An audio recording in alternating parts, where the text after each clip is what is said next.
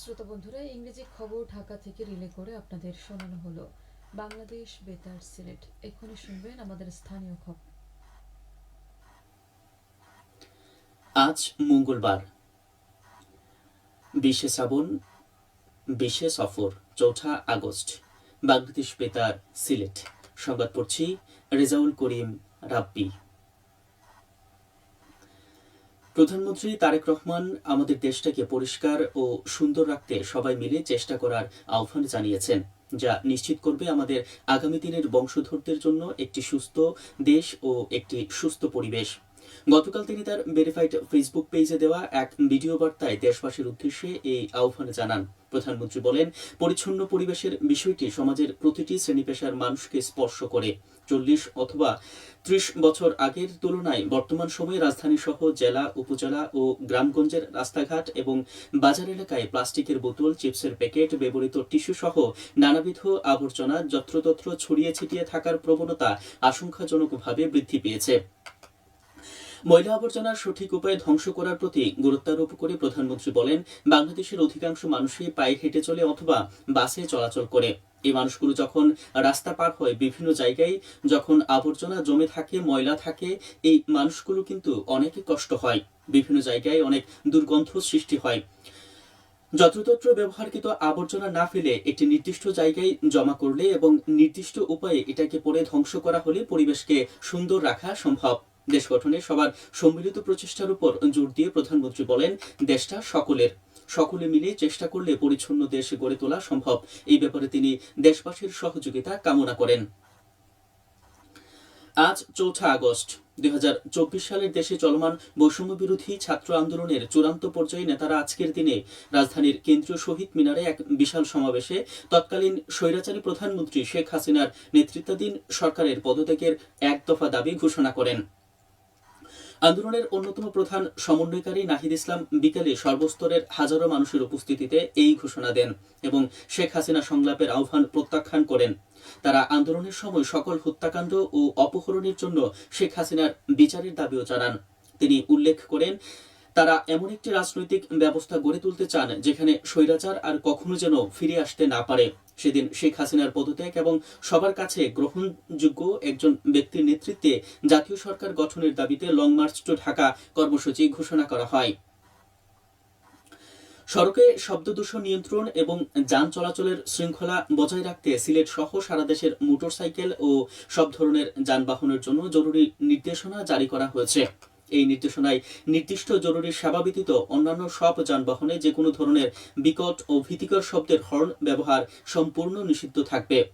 নির্দেশনায় বলা হয়েছে, অ্যাম্বুলেন্স, ফায়ার সার্ভিস এবং উদ্ধারকারী যানবাহন কিংবা রাষ্ট্রীয় জরুরি দায়িত্বে নিয়োজিত যান ব্যতীত কোনো ধরনের মোটরযানে বহুমুখী হর্ন, হাইড্রোলিক হর্ন বা হুটার স্থাপন ও ব্যবহার করা যাবে না। এই ধরনের উচ্চ ও তীব্র শব্দের হর্ন পথচারী, শিক্ষার্থী, অসুস্থ ব্যক্তি এবং প্রবীণদের জন্য মারাত্মক ভোগান্তির কারণ হয়ে দাঁড়িয়েছে। একই সাথে এটি জনস্বাস্থ্য ও স্বাভাবিক চলাচলেও মারাত্মক নেতিবাচক প্রভাব ফেলছে। এই আদেশ অমান্যকারীদের বিরুদ্ধে আইন অনুযায়ী কঠোর ব্যবস্থা গ্রহণ করা হবে। খাদ্য নিরাপত্তা নিশ্চিত করা, বাজারের মূল্য স্থিতিশীল রাখা এবং নিম্ন আয়ের মানুষকে সহায়তা করতে সারা দেশে শুরু হয়েছে খাদ্য বান্ধব কর্মসূচি। এই কর্মসূচির আওতায় দেশের 495টি উপজেলায় 55 লাখ কার্ডধারী পরিবারকে প্রতি মাসে 30 কেজি করে চাল দেওয়া হবে।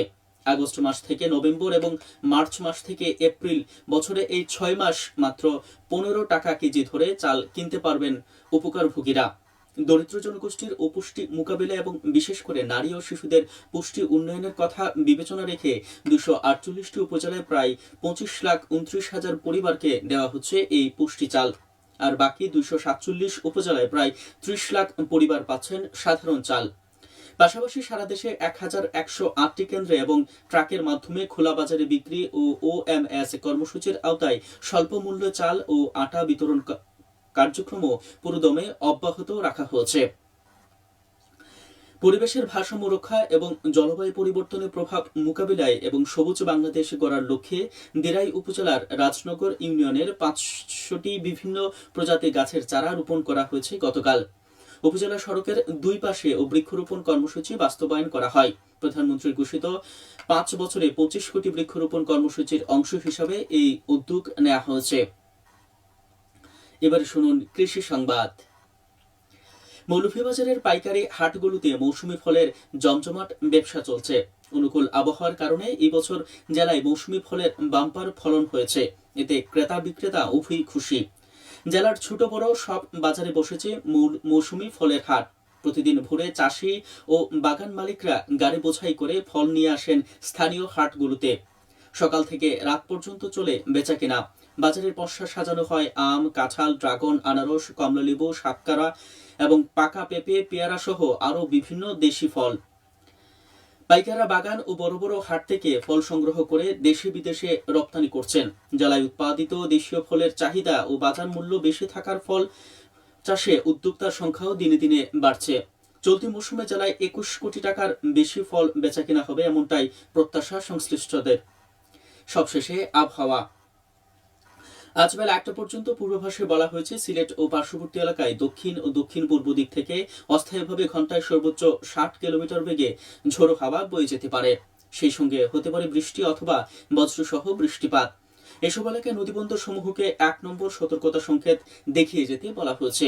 আজ সিলেটে সূর্যোদয় হয়েছে 5টা 21 মিনিটে এবং সূর্য অস্ত যাবে সন্ধে 6টা 35 মিনিটে। সংবাদ শেষ হলো। পরবর্তী স্থানীয় সংবাদ প্রচারিত হবে দুপুর 1টা 5 মিনিটে।